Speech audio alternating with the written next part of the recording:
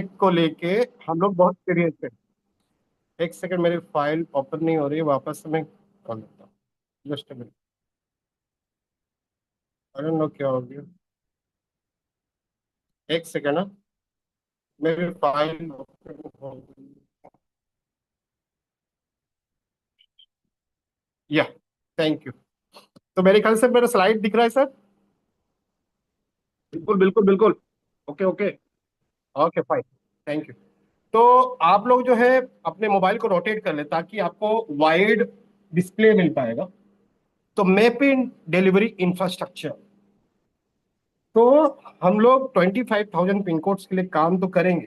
बहुत कोई पूछता है सर, डिलीवरी कब चालू होगा, कब मुझे पार्सल डिलीवरी मिलेगा, मैं कब पार्सल कर पाऊंगा या बुक कर पाऊंगा। क्यों नहीं यूजमी हम लोग को डायरेक्टली मैपिंग के थ्रू से डिलीवरी देती है। आज जानेंगे कि डिलीवरी करने के लिए क्या रिक्वायरमेंट्स रहती है, क्या इंफ्रास्ट्रक्चर रेडी करना पड़ता है, तब कोई एक बड़ी लॉजिस्टिक कंपनी या कुरियर कंपनी बिल्ड होती है। क्योंकि हम लोग स्टार्टअप कंपनी है, क्योंकि हमारे पास फंड नहीं है, हम लोग क्राउड फंडिंग के थ्रू से बिजनेस को ग्रो कर रहे हैं। हम लोग फ्रेंचाइजी मॉडल पे काम कर रहे हैं। उस फ्रेंचाइजी मॉडल पे डिसेंट्रलाइज एक कुरियर एंड लॉजिस्टिक की एक बहुत बड़ी कंपनी हम लोग रेडी करने का माने स्टार्ट करने का कोशिश कर रहे हैं। जहाँ पे आपको सीखना पड़ेगा कि ये क्या क्या रिक्वायरमेंट है, किस लेवल पे, और आपकी रिस्पॉन्सिबिलिटी क्या होती है, और आप कितना अर्निंग कर पाएंगे उसकी रिगार्डिंग। तो हम लोग pan India decentralize courier and logistic network है। डिसेंट्रलाइज का मतलब ये है होता है कोई सेंटर हब से हम लोग को ऑपरेट नहीं किया जा रहा है। वो डिसेंट्रलाइज, कोई भी सेंटर हब नहीं है। ये सब इंटरकनेक्टेड रहेंगे, जितने भी लॉजिस्टिक्स हमारा, चाहे वो रीजनल हब हो, चाहे वो डिस्ट्रिक्ट हब हो, चाहे वो आपका बाकी जो हब्स है फ्रेंचाइजी है, ये सब डिसेंट्रलाइज है। कोई सेंटर से अथॉरिटीज नहीं आएगा कि इतना करना है उतना है। तो ये डिसेंट्रलाइज मॉडल थोड़ा सा फेल हो जाता है। बहुत पुराने कंपनीज हैं जो कि डिसेंट्रलाइज सेंट्रलाइज वे पे काम करते हैं, लेकिन हम लोग डिसेंट्रलाइज मॉडल पे काम करेंगे। ठीक है। तो हम लोग क्या करेंगे, डिलीवरिंग इंडिया, इंडिया के हर कोने तक डिलीवरी करेंगे, क्योंकि हमारा टारगेट है 29,000 पिन कोड्स, जिसमें 14,000 पिन कोड्स ऑलरेडी हम लोगों ने बुक कर लिया। राइट। तो आगे बढ़ते हैं। तो हमारा 29,000 पिन कोड्स का टारगेट है। 750, 750 डिस्ट्रिक्ट्स पे हम लोग जाने वाले हैं। 6 या 8 रीजनल जोन्स बनेगा। उसके बारे में बताऊंगा कैसे रीजनल जोन्स बनेगा, क्या बनेगा। तो हम लोग का मॉडल है decentralize model, franchisee operated, tech enable. जितना भी टेक्नोलॉजी इन डिलीवरी या ट्रांसपोर्टेशन या लॉजिस्टिक सिस्टम में यूज होता है, सभी यूजमी और मैपिंग के थ्रू से सभी हमारे फ्रेंचाइजी होल्डर्स को मिलेगा। और ग्रामोलॉजी एक इंटीग्रेटेड पार्ट है मैपिंग का। तो मैंने पहले डिसेंट्रलाइज को आपको बता दिया, लेकिन अभी मैं बताना चाहूंगा कि फ्रेंचाइजी ऑपरेटेड क्या होता है। आपको मैं बता दूं, कोई भी फ्रेंचाइजी, कोई भी बिजनेस जो चलता है वो 3 वे पे चलता है। एक होता है कोको, एक second, CO, company operated, company own company operated, इसको बोलते हैं COCO, company own company operated. फिर आता है COFO, company operated franchisee, company own franchisee operated, जहां पे कंपनी ओन करती है उस एरिया को, फ्रेंचाइजी को देती है उसको रन करने के लिए, और उस एसओपी के हिसाब से वो कंपनी मैंने फ्रेंचाइजी को वो चलाना पड़ता है अपना फ्रेंचाइजी। ठीक है। कोको हुआ company to company own company operated. COFO माने कोफो हुआ आपका कंपनी ऑन फ्रेंचाइजी ऑपरेटेड। उसके बाद आता है एफओ, एफओ फोफो बोलते हैं उसको, फ्रेंचाइजी ऑन फ्रेंचाइजी ऑपरेटेड। जो हमारे पिन कोड से जो हमारे डिस्ट्रिक्ट पार्टनर है वो फ्रेंचाइजी ऑन किए हैं, और उस फ्रेंचाइजी को रन कौन करेगा, वही फ्रेंचाइजी ओनर करेगा। उसको बोला जाता है franchisee owned and franchisee operated. यहीं पे आता है franchisee owned and company operated. ये 4 मॉडल पे फ्रेंचाइजी मॉडल वर्क करती है, ये 4 मॉड्यूल्स पे। तो हम लोग किस पे काम करते हैं, हम लोग काम करते हैं फोफो पे, company operated sorry, franchisee operate owned and franchisee operated, समझ में आ गया? F O means franchisee owned और फ्रेंचाइजी ऑपरेटेड। टेक इनेबल का बात किया मैंने कि टेक्नोलॉजी सबसे बड़ी चीज है अभी के जमाने में। एआई के जमाने, कैसे राउटिंग होगा, कैसे हम लोग फास्ट मूव कर पाएंगे, कहाँ पे प्रॉब्लम्स आएंगी, ट्रैकिंग है, कुरियर से, फिर कैसे सेपरेट करने, सेग्रेट करना है, बॉक्स कौन सा लगाने, सभी वो इंटीग्रेटेड पार्ट है टेक्नोलॉजी का, जो कि अच्छी खासी हमारी आईटी टीम इसको प्रोवाइड कर रही है। अभी कोई भी बिजनेस जब खड़ा होता है, सबसे पहला होता है बिजनेस में कस्टमर खोजना। कस्टमर खोजना हमारा सबसे बड़ा प्रॉब्लम होता है कोई भी बिजनेस को खड़ा करने के लिए। लेकिन क्योंकि हम एक इकोसिस्टम में रह रहे हैं, हमारा मैपिंग का ऑलरेडी दो कस्टमर है। कोई रिएक्ट चैटबॉक्स पे तो छोड़ी मैं दिख नहीं पाऊंगा, लेकिन दो जो है कस्टमर है, वो है यूजमी जो कि ई कॉमर्स प्लेटफॉर्म है, और ग्रामोलॉजी जो कि एग्रीटेक प्लेटफॉर्म है। दोनों कस्टमर कौन है? मैपिंग के कस्टमर। एक ई कॉमर्स प्लेटफॉर्म जहां पे सेलर्स आएंगे, सेलर्स अपना प्रोडक्ट लिस्ट करेंगे, यूजमी यूजर्स उसको बाय करेंगे, और डिलीवरी कौन करेगा? मैपिंग। ग्रामोलॉजी, हम लोग आज जब ग्रामोलॉजी में ग्राम पंचायत बन रहे हैं, आपका मेन रोल है इस चीज पे। जब आप किसानों के साथ काम करेंगे, उनका प्रोडक्शन होगा, उसका डिलीवरी, ट्रांसपोर्टेशन, लॉजिस्टिक कौन देखेगा? ये मैपिंग देखेगा। तो आप बहुत बड़ा भूमिका निभाते हो इस इकोसिस्टम में। रीजन क्या है? क्योंकि आप हमारे मेन कस्टमर हो, जीपीपी पार्टनर, आप मेन कस्टमर हो हमारे। आपका काम सुनिश्चित करना है कि हर गांव तक फार्मर्स का अनाज हम लोग बेच पाए, ताकि वेपिन इस पे काम कर पाए। इसमें बहुत सारे लोगों को रोजगार भी मिलने वाला है, तो हम लोग आगे देखेंगे। तो हाइपर लोकल की बात करूं मैं, सिर्फ हाइपर लोकल की, जैसे जेप्टो है, ब्लिंकिट है, इंस्टामार्ट है, और एक दो है। सिर्फ हाइपर लोकल की बात करूं, 50,000 करोड़ का मार्केट अपॉर्चुनिटी, 50,000 करोड़ का मार्केट अपॉर्चुनिटी, बहुत बड़ा इनकम अपॉर्चुनिटी है सिर्फ हाइपर लोकल पे। जो है वो 1 घंटे 2 घंटे के अंदर आप अपने सिटी के अंदर जब सर्विस दोगे, वो 50,000 करोड़। बाकी कुरियर, ट्रांसपोर्टेशन, आपको एंड इन कस्टमर तक, ये तो लास्ट माइल जो डिलीवरीज होता है, ये तो अलग ही इनकम का अपॉर्चुनिटी है। लेकिन सिर्फ हाइपर लोकल की बात करें इंडिया में, 50,000 करोड़ का अपॉर्चुनिटी है। यहाँ पे आप देख रहे हैं, यहाँ पे आपको ईयर बाय ईयर जो हाइपर लोकल है, 40 to 50% वो ग्रो हो रहा है ईयर बाय ईयर। हम लोग अगर 29,000 पिन कोड से काम करते हैं, तो ये पूरा हम लोग कैप्चर कर सकते हैं। हम लोग 10 लाख से ज्यादा जॉब क्रिएशन कर सकते हैं। सोचिए, मैंने कहा था कि कैसा कुछ ऐसा काम करो कि लोग आपको याद रखेंगे। जब आप लोगों को जॉब देंगे, यहाँ पे आप अभी जॉब देंगे कुछ सालों के बाद, नेशन वाइड आप 10 लाख लोगों को रोजगार देंगे हमारे मैपिंग के थ्रू से। आपने, आपका जो अर्निंग होगा 2 3 4 साल के बाद, जब फुल फ्लेज में, मैं अभी का बात नहीं कर रहा हूँ, फुल फ्लेज में जब होगा रनिंग, तो 50 लाख से 1 करोड़ का इनकम आपको सिर्फ डिलीवरीज और हाइपर लोकल से होगा, अगर सही तरीके से इंप्लीमेंट किया जाए। 100 से 300 लोग लोकल जॉब्स, आप आपके पिन कोड एरिया पे आप लोकल जॉब 100 से 300 लोगों तक हायर कर सकते हो, जॉब दिला सकते हो अलग अलग सेक्टर्स पे।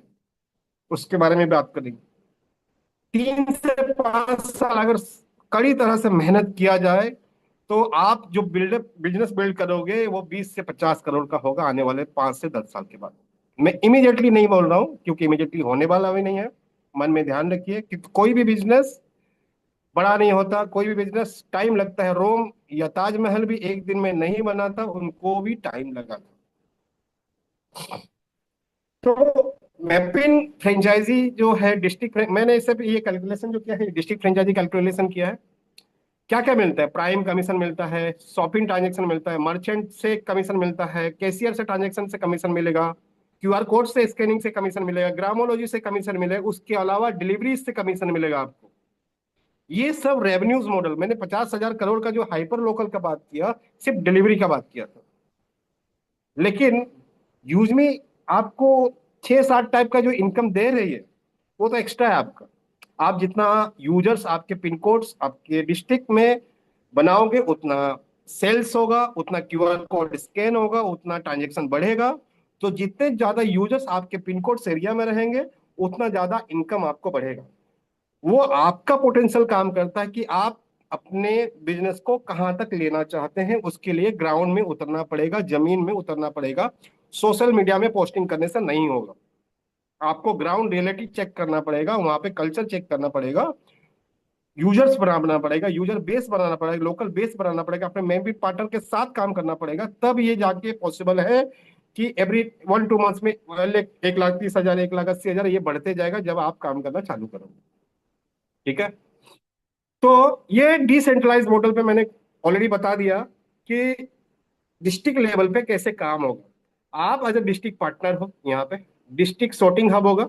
क्योंकि जब डिस्ट्रिक्ट के बाद आपके अंडर जितने भी पिन कोड से वो आपके अंडर रहेंगे। मैं इसका कैलकुलेशन आपको बताऊंगा नेक्स्ट स्लाइड पे कि कितना एरिया चाहिए होता है। ये स्टैंडर्ड है, इंडिया में एक स्टैंडर्ड है कि इतना एरिया में डिस्ट्रिक्ट हब होना चाहिए, क्योंकि उतना पार्सल डेली आपको बेसिस पे आएगा। उस बेसिस पे ये कैलकुलेशन किया गया है। उस बेसिस पे इसका रेंट क्या होगा, कितना स्क्वायर फीट एरिया होगा, ये सभी कैलकुलेशन है इस पे। ठीक है। तो मैं नेक्स्ट स्लाइड में आपको बताऊंगा ये कैसे काम है। तो जैसे कि पता है आपको, सबसे टॉप में कोई आएगा तो वह मैपिंग। आप अगर प्ले स्टोर में जाके देखेंगे तो उसका नाम कर दिया गया ऑन ग्राउंड फोर्स। रिएक्शन दीजिए, क्योंकि ऑन ग्राउंड फोर्स जो है ग्राउंड में डायरेक्टली काम करने वाले हैं। ऑन ग्राउंड फोर्स माने जमीन स्तर के लिए काम करने वाली है। टेक्निकल ब्रांड है, कंप्लायंसेस जो है, टेक्निकल जो भी है, ब्रांडिंग है, कंप्लायंसेस जो है, सभी मैपिंग ऑन ग्राउंड की तरफ से दिखने वाला है। ये फर्स्ट लेयर में आ जाती है। यहाँ पे टेक्नोलॉजी जो भी हमारा है, सर्वर से लेके, डेटा से लेके, ब्रांडिंग से लेके, सब ये मैपिंग ऑन ग्राउंड फोर्स देखने वाली। फिर आ जाता है रीजनल हब। रीजनल हब अलग अलग, क्योंकि हमारा 28 से 30 जो स्टेट्स से, उसको एक साथ तो डिलीवरी नहीं हुआ जाएगा। तो पूरा स्टेट्स को वो पूरा जोन में कन्वर्ट कर दिया जाएगा, मेन हब में कन्वर्ट कर दिया। और 6 से 8 पेन इंडिया में रीजनल हब्स होंगे। वो रीजनल हब्स के नीचे आएंगे दो तीन, तीन चार, हर रीजनल हब्स पे 2-3 स्टेट्स का रेस्पॉन्सिबिलिटी होगा। वो स्टेट हब क्या करेगी, वो डिस्ट्रिक्ट हब को डिस्ट्रीब्यूट करेगी। और वो डिस्ट्रिक्ट हब्स का काम है अपने पिन कोड एरिया में पार्सल तक पहुंचाना। फिर पिन कोड पार्टनर का काम है वहां पे लोकल राइडर राइड करना। तो इस हिसाब से देखें तो हमारा सिर्फ राइडर जो है 75,000 राइडर्स चाहिए होगा। 75,000।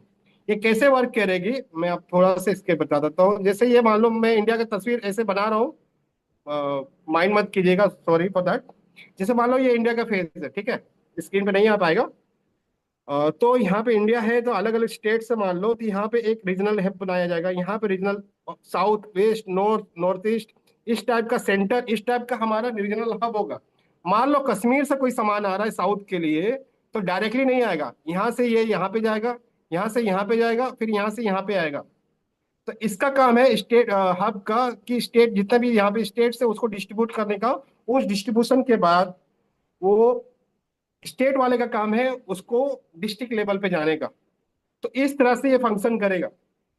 सबसे ज्यादा टॉप में आएगा जो हमारा टेक्नोलॉजी देंगे, वो है मैपिंग, फिर रीजनल हब, फिर स्टेट हब, फिर डिस्ट्रिक्ट हब, फिर 4 to 5 जितना भी हमारा लास्ट माइल के लिए जो है मैपिंग बना हुआ है डिस्ट्रिक्ट पिन कोड पार्टनर्स ये काम करने वाले हैं। और पिन कोड पार्टनर का काम है सही लोगों को अपने साथ जोड़ना। ठीक है।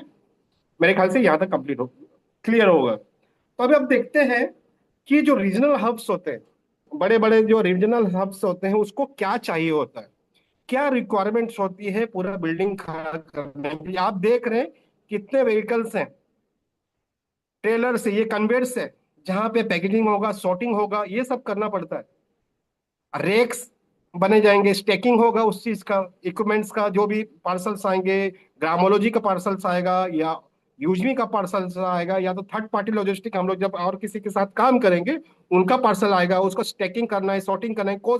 ये रीजनल हब का काम है कि 3-4 स्टेट का सेग्रीगेट करना अलग अलग, कि कौन सा स्टेट पे कौन सा जा रहा है, कौन सा पार्सल किस स्टेट का है। ये 3-4 इसमें लोड करके फिर स्टेट लेवल पे जाएंगे। स्टेट पे भेजेंगे, ठीक है।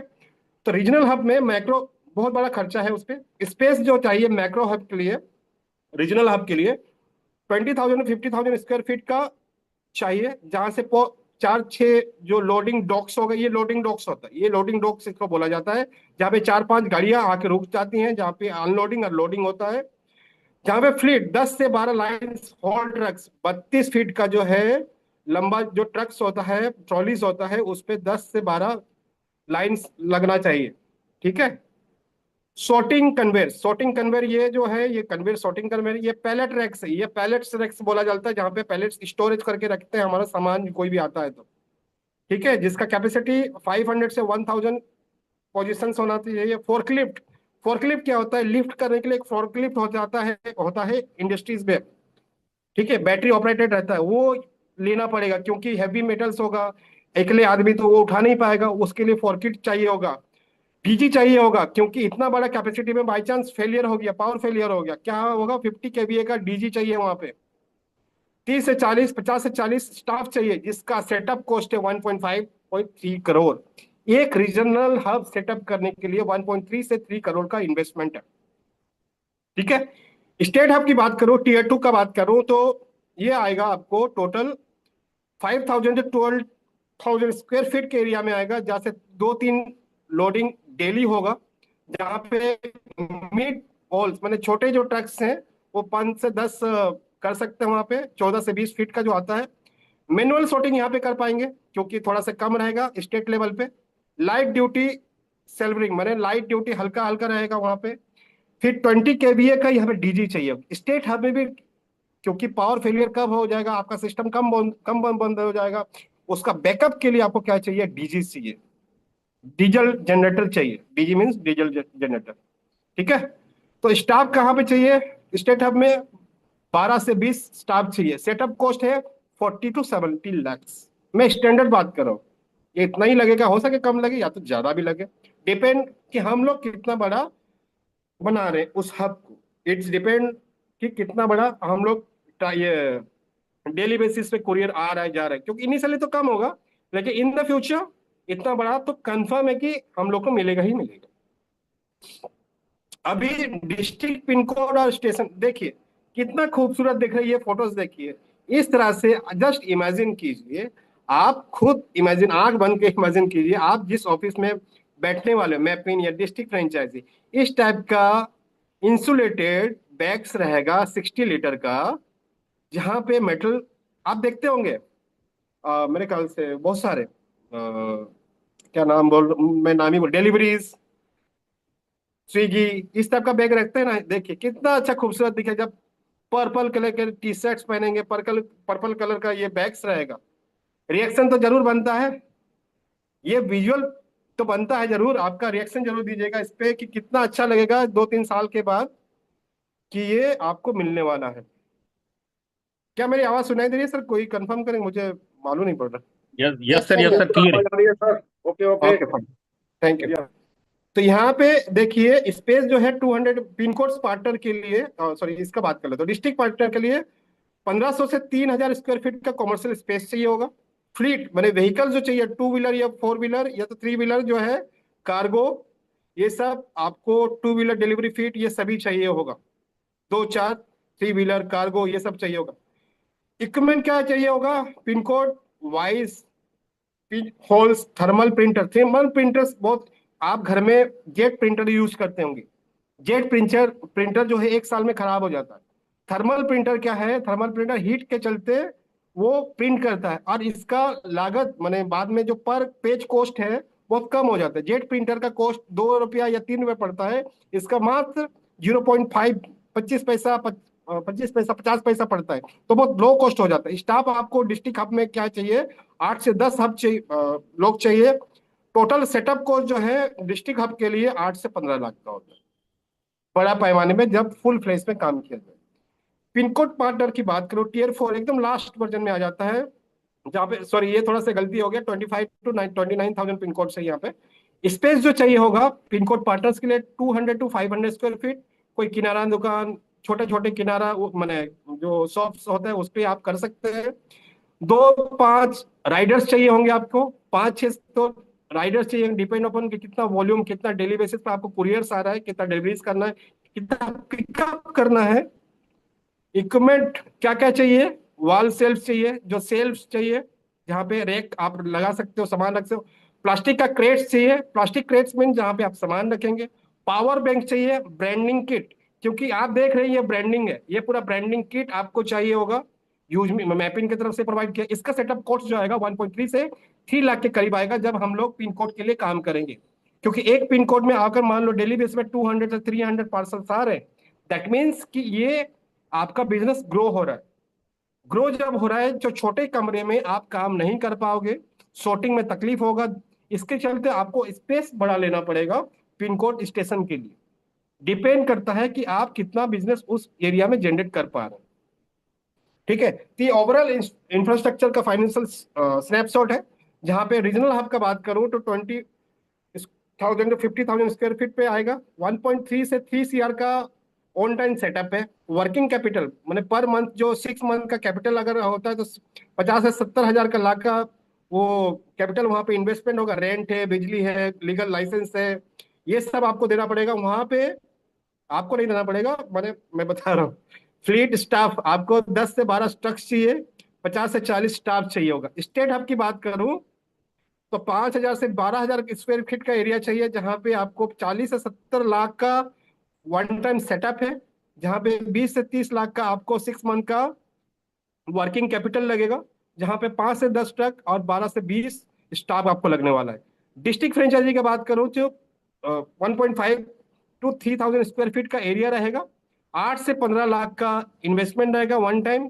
6 लाख का आपको होना चाहिए working capital for the next 6 month. और 3 कार्गो, 2 वीट, ये और 8 से 20 आपको स्टाफ चाहिए होगा। पिन कोड पार्टनर की बात करूं तो 250 स्क्वायर फीट से एरिया चाहिए होगा, जहां पे आपको 1.5 से 3 लाख का इन्वेस्टमेंट वन टाइम आपका खुद का। रेंट ले रहे हो तो अलग बात है, रेंट एवरी मंथ 10,000 दे रहे हो तो अलग बात है, उसमें भी ये जो कैपिटल है आपका कम हो जाएगा। आप डिपेंड करता है कितना रेंट ले रहे हो या खुद का बना रहे हो, वो डिपेंड करता है सर, है ना। 2 to 5 राइडर्स से ये लोकल सेटअप भी आपको करना पड़ेगा। तो ये ओवरऑल एक स्नैपशॉट है जो मैं आपको दिखाना चाहता था कि कितना इन्वेस्टमेंट लगेगा। अब बात करते हैं कि तब क्या क्या चाहिए होगा आपके हब में, आपके पिन कोड में क्या क्या चाहिए होगा, मैं बताता हूँ आपको। जैसे मान लो आपके एरिया में सेलर्स है, आपके एरिया में सेलर्स है, आपके एरिया में ग्रामोलॉजी का सेटअप है, तो वहां पे पैकेजिंग मेटेरियल लगेगा। आप देखते होंगे प्लाई, 3 प्लाई, जो प्लाई बॉक्स का जो आता है आपको, कोरुगेटेड बॉक्सेस जो आते हैं, कोरुगेटेड बॉक्सेस में जो पैकेजिंग करके आता है वो आपको लगने वाला है। टेम्पर एविडेंट पॉलीमर्स, ये जो है टेम्पर नहीं होता, जो आप देखते होंगे छोटे छोटे पार्सल जो आते हैं वो उस तरह से बैग रखना पड़ेगा आपको। बीओपीपी, ये बीओपीपी टेप होता है जो व्हाइट कलर का आप टेप, अभी आपने देखा कि यूजमी का ब्रांडिंग के साथ टेप आ रहा है बीओपीपी टेप। ये जो बीओपीपी टेप है ये कंपनी प्रोवाइड करेगी, ये जो बॉक्स है कंपनी प्रोवाइड करेगी। जहां जहां पे सेलर्स है, सेलर्स का पैकेजिंग करके एक ब्रांडिंग, क्योंकि हम लोग एक ब्रांड इंटीग्रेशन कर रहे हैं, ब्रांड बना रहे हैं, ब्रांड बिल्डिंग कर रहे हैं, ब्रांड प्रोडक्शन कर रहे हैं, तो वो यहाँ पे ये चीजें लगने वाली हैं। इसके अलावा जो राइडर जो है, जो राइड करे, जो गाड़ी चलाएगा, जो व्हीकल जिसको आप हायर करेंगे, उसको ये 60 लीटर का वाटर प्रूफ बैग चाहिए होगा, जो इंसुलेटेड होगा। 20 डाउन कैसे कर पाएगा कस्टमर को, उसका एक पावर बैंक देना पड़ेगा। रेन कवर होना चाहिए क्यों, ताकि वो मेटल भीगे ना। फर्स्ट एड पाउच होना चाहिए, क्योंकि राइडर स्पीड में जब चलाएगा हो सके कहीं पे एक्सीडेंट ना हो, तो उसके साथ फर्स्ट एड पाउच भी चाहिए होगा। हब गियर, जो आप हब चलाओगे वहां पे क्या क्या चाहिए होगा? प्लेटफॉर्म स्केल, ये स्केल होना जरूरी है। ये क्रेट्स होना जरूरी है, स्टैकेबल क्रेट्स, इसको क्रेट्स बोला जाता है। वॉल्यूमेट्रिक स्कैनर, ये स्कैनर जो है आपको देख रहे हैं वो स्कैनर होना चाहिए, ये सब स्कैनर होना चाहिए। ये सभी एसओपी मिलेगा आपको, क्योंकि ये जो है स्टैंडर्ड है।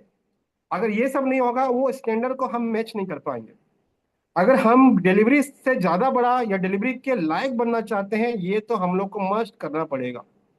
उसके अलावा mandatory legal compliances, GST, shop establishment, vehicle rider insurance, जो भी राइड करे उसका इंश्योरेंस करवाना पड़ेगा। एफएसएसआई लाइसेंस, अगर ग्रामोलॉजी के थ्रू से फूड फूड का या कोई भी फार्मा इंडस्ट्री या कोई भी कंपनी या जो मिल्क कलेक्शन जो हो रहा है उसका एफएसएसआई लाइसेंस चाहिए होगा।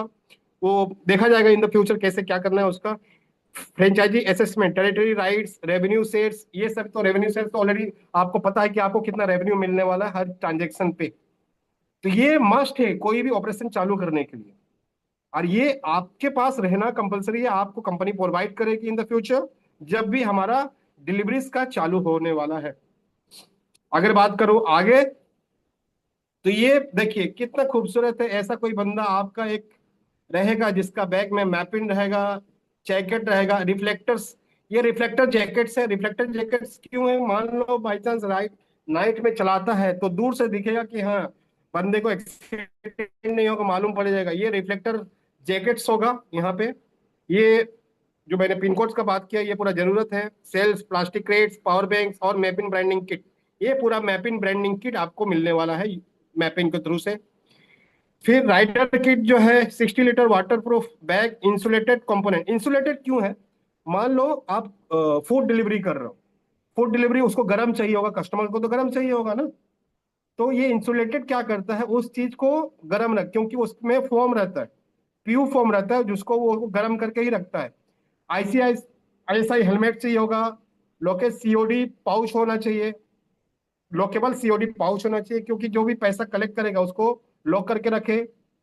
Reflective jackets, first aid pouch और मैपिन आईडी क्यूआर लेनी, ये सभी आपको ग्राउंड में चाहिए होगा। तभी एक यूनिफाइड, जब आप कोई देखेगा मैपिन का गाड़ी चल रहा है, गाड़ी में कोई बाइक चला रहा है तो दूर से ही दिख जाएगा भाई पर्पल वाला मैपिन वाला है। जैसे ऑरेंज वाला आपको लिखता है स्विगी, पर्पल में आएगा मैपिन। तो एग्रीगेट की बात करूं, फ्लीट्स की बात करूं, पूरा ऑल पेन इंडिया में अगर 29,000 पिन कोड्स में अगर हम लोग को काम करना है, 32 फीट के लिए हम लोग 80 से 150 तक का हम लोग 32 फीट मैंने फीट का व्हीकल्स लगेगा। मिड हॉल में जो 16 से 20 फीट का आता है, ये आपको 400 से 700 फीट लगने वाला है। कार्गो की बात करो, 3 व्हीलर या तो 4 व्हीलर, जो छोटे छोटे कार्स होते हैं, ट्रक्स होते हैं, छोटे जो टेम्पो होते हैं, वो 2,000 लगने वाले हैं। अगर डिलीवरी की बात करूं, दो 2 व्हीलर्स की बात करूं, ये 50,000 डिलीवरी गाय लगने वाले हैं पूरा ऑपरेशन को हैंडल करने के लिए। ये सभी हमारे पास है अभी नहीं है। अगर ये सब नहीं है तो कैसे आप उम्मीद करेंगे कि हम लोग इसको करें, जल्दी करें? ये पूरा सेटअप करना पड़ता है, इसको टाइम लगेगा।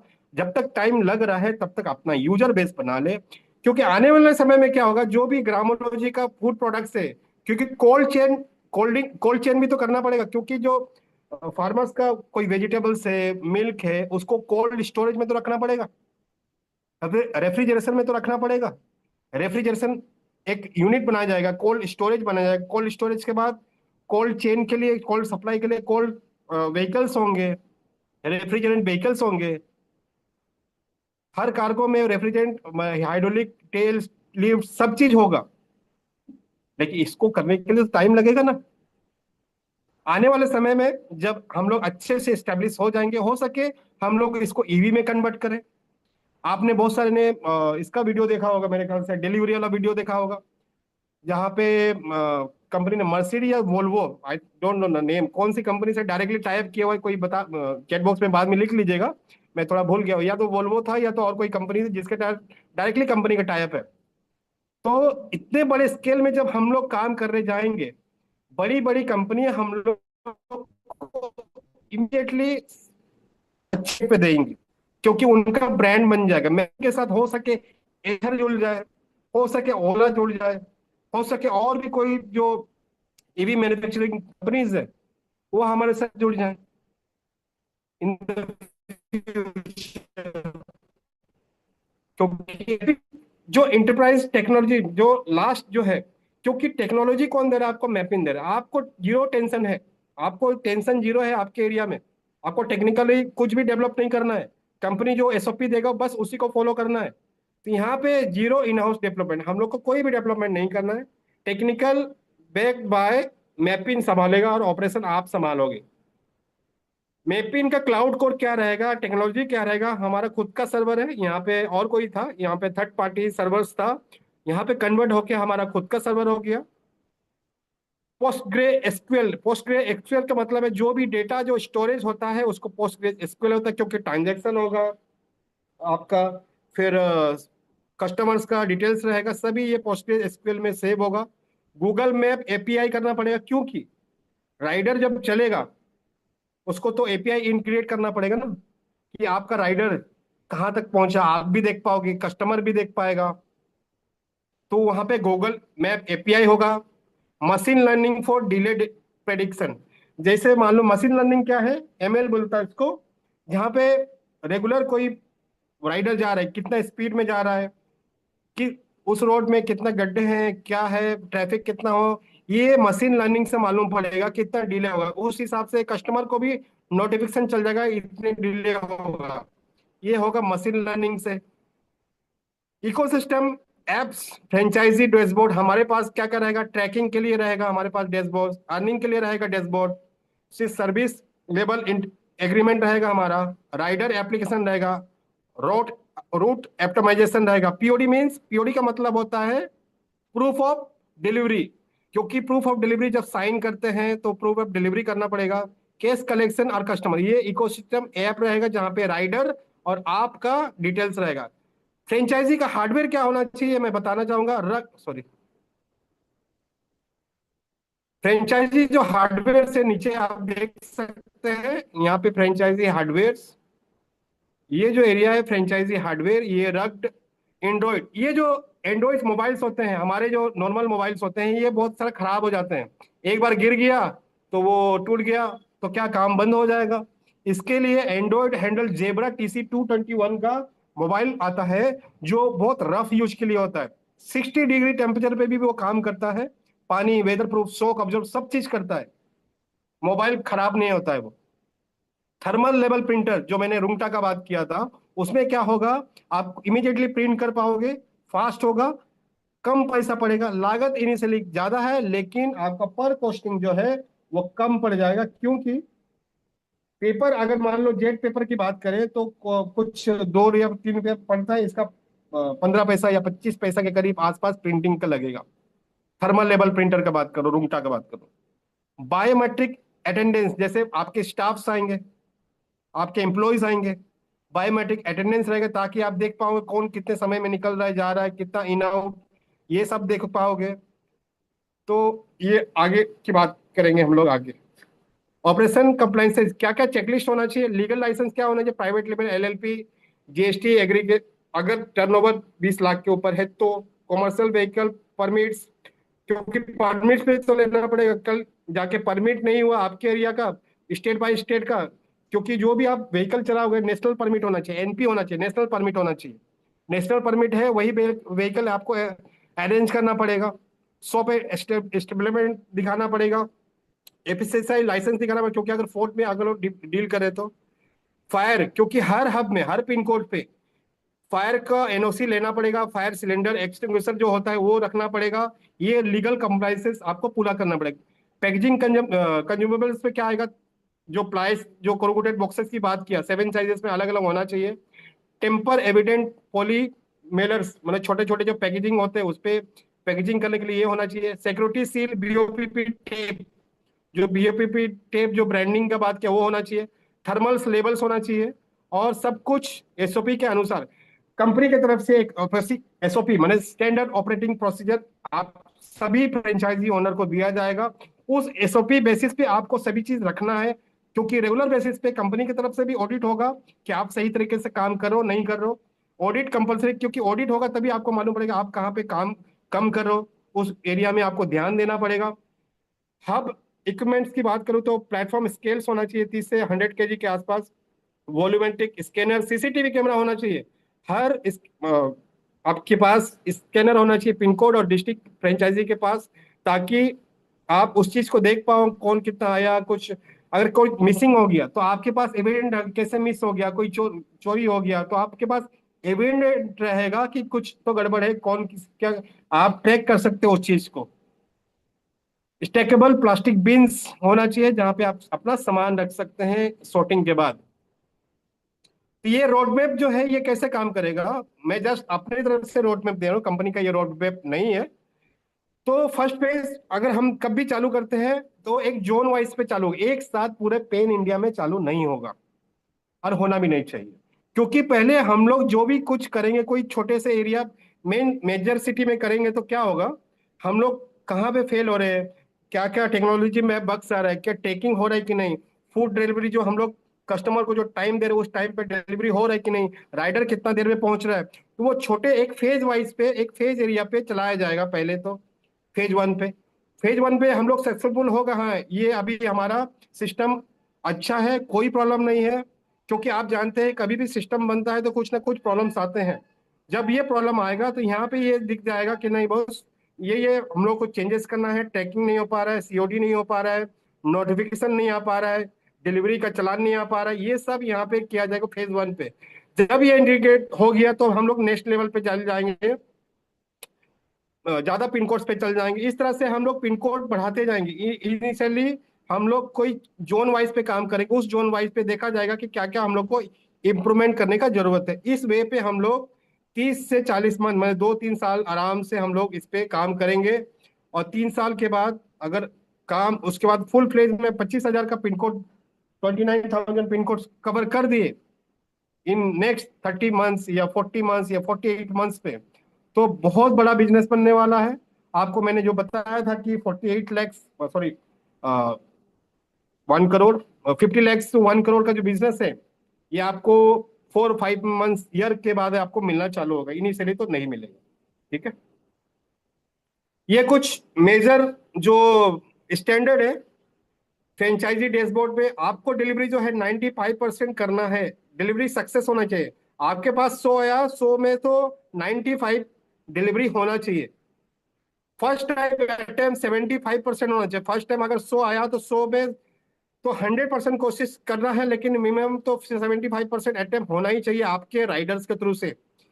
री सीओडी रिकंसिलेशन मैंने सीओडी जो आ रहा है कैश ऑन डिलीवरी आएगा, क्योंकि हम लोग थर्ड पार्टी भी करेंगे।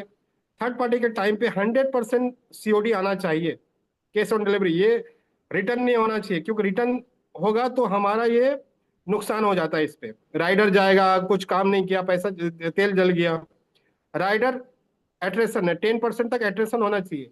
तो ये पूरा एक्टिवेशन का कोड जरूरी है आपको। ऑनबोर्डिंग आप कैसे करना है, विजन क्या है कंपनी का, टेक्नोलॉजी वर्क थ्रू आपको ट्रैकिंग कैसे करना है, किस तरह से नए यूजर जोड़ना है, वहां पे न्यू राइडर करना है, किस तरह से रजिस्टर करना है, सीओडी रिटर्न को कैसे इंप्लीमेंट करना है, ये सब चीज टेक्नोलॉजी आपको सिखाया जाएगा। ऑपरेशन एसओपीज आपको एसओपी स्टैंडर्ड ऑपरेटिंग प्रोसीजर दिया जाएगा, उस बेसिस पे आपको फॉलो करना पड़ेगा। फाइनेंशियल मैनेजमेंट आपको करना पड़ेगा, क्योंकि कोई भी कुरियर्स आएगा, डिलीवरीज होगा, रिटर्न होगा, उसका फाइनेंशियल मैनेजमेंट आपके अंडर रहेगा। कस्टमर सर्विस, कोई भी कस्टमर को अगर सही टाइम पे नहीं मिला तो आपका वो जवाबदेही होगा कि उसको आंसर या कस्टमर केयर आपको सपोर्ट आप सपोर्ट करेंगे। जो भी लीगल लाइसेंस है ये आपको करना पड़ेगा सब सेफ्टी मेजर्स पे। स्केलिंग एंड नेटवर्किंग ग्रामोलॉजी, स्केलिंग एंड नेटवर्क का मतलब है जब हम लोग वेल स्टैब्लिश हो जाएंगे, बड़े बड़े कंपनीज पे जाएंगे, छोटे मोटे जो दुकान है, ऑफिसेस है, बैंक है, उनसे हम लोग कुरियर लेंगे, क्योंकि अपने बिजनेस को ग्रो भी तो करना है। जहाँ पे ग्रामोलॉजी तो ऑलरेडी आपका इंटीग्रेटेड पार्ट है, यूज मी एक इंटीग्रेटेड पार्ट है, लेकिन बाकी जो बिजनेसेस है उनको भी तो हम लोग देखेंगे, उनको भी तो ऑनबोर्ड करेंगे, क्योंकि हम लोग थर्ड पार्टी लॉजिस्टिक है। तो इस वे पे हम लोग काम करेंगे। जब ये 4-5 साल के बाद ये बिजनेस बहुत बड़ा बनने वाला है, जब ये फुल सेटअप हम अच्छी तरीके से कर पाएंगे। तो let's build India largest decentralized logistic network together. क्यों ना हम लोग साथ मिलके इस मैपिंग को बहुत बड़ा बिजनेस करके देख। बस इमेजिन कीजिए कि ये बंदा, सॉरी, हाँ, ये आपके कुरियर एरिया का बंदा, आपका राइडर है, आपके पास डिलीवरी आया, आप इनको दिया, इसका लोगो देखिए, इसका हेलमेट में लोगो देखिए, कितना खूबसूरत दिख रहा है। कोई इतनी माने हमारा टाइम पर डिलीवरी हो गया, कितना खूबसूरत दिख रहा है। क्या हम लोग इस चीज को करने वाले हैं? क्या इस चीज को हम लोग सफल बनाने वाले हैं? सफल बनाने वाले, क्योंकि ये मेरा विजन है कि यहाँ पे हर एरिया पे मेपिन का कुरियर गाय जाए और हमारे बिजनेस को पहुंचाए। क्या आपको नहीं लगता कि हम लोग कर पाएंगे? क्या आपको लगता है कि हम लोग कर पाएंगे? जस्ट रिएक्शन दे दें। कर पाएंगे सर, नो डाउट। जो जैसे देखा, मेरा एक ओवरऑल आपको के लिए बनाया कि किस तरह से हम आज मैपिन किस तरह से काम करने वाले हैं, किस तरह का हमारा इंफ्रास्ट्रक्चर रेडी करना पड़ेगा, किस तरह से हम लोग स्केल कर पाएंगे, किस तरह का आपका बिजनेस मिल पाएगा। तो आप ध्यान से थोड़ा सा निकाल दीजिएगा कि मैपिन इतना जल्दी चालू होगा। क्योंकि मैपिन इतना जल्दी चालू नहीं होगा क्योंकि हमारा अभी तो पिन कोड और डिस्ट्रिक्ट फ्रेंचाइजी बाकी है, फिर स्टेट फ्रेंचाइजी बाकी है, रीजनल बाकी है, फिर बिल्डिंग बनाना, इंफ्रास्ट्रक्चर बनाना है, बहुत सारी चीजें करनी है, इस पे समय लगेगा। तो धैर्य बना रहे, पेशेंस बनाए रखें, और आने वाले समय में जरूर मैपिन हर कोई पर्पल कलर का जो रोड में कभी ना कहीं, आप अगर मुंबई गए होंगे, मुंबई जाएंगे तो मुंबई में आपको पर्पल कलर का मैपिंग दिखेगा। आप अगर कश्मीर जाएंगे तो कश्मीर में आपको मिलेगा। कोई अगर केरल जाएगा तो केरल में आपको मैपिंग का राइडर मिलेगा। तब आप प्राउड फील करोगे, यहाँ पे जब यूज मी लिखा होगा, प्राउड फील करेंगे कि जी, इस कंपनी से मैं जुड़ा हूँ, और इस कंपनी को जब जमीन से मैं काम कर रहा हूँ, और ये मैं प्राउड फील करता हूँ यूजमी के लिए और मैपिन के लिए, इस कंपनी को मैंने बनाया है। जब वो प्राउड फील होगा आपको, तो आपको नमस्कार करूंगा मैं। Thank you, thank you. मेरा सेशन इतना ही था। Over to my host Purkharam sir. बहुत बहुत धन्यवाद सर, आपकी जितनी तारीफ की जाए उतनी कम है। सर के लिए जोरदार रिएक्शन होना चाहिए सभी का।